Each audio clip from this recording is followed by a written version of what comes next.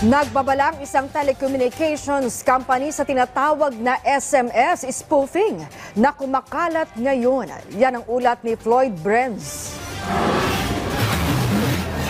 Nagbabala ang Globe laban sa SMS spoofing matapos gamitin ang kanilang sender ID para magpadala ng malisyosong mensahe laban sa pamilya ni Pangulong Ferdinand R. Marcos Jr. at ilang personalidad sa politika. Ayon sa kumpanya, layunin ng spoofing na linlangin ang mga mobile users at nakawin ang kanilang impormasyon. Ginagamit ng scammers ang pekeng cell towers para makapagpadala ng SMS gamit ang spoofed sender ID na nakakaiwas sa kanilang anti-fraud filters.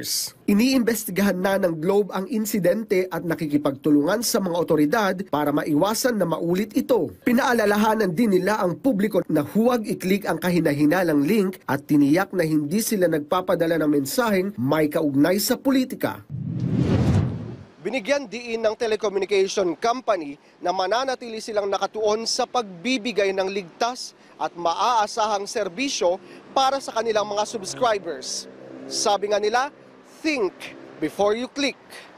Floyd Brenz para sa Pambansang TV sa Bagong Pilipinas.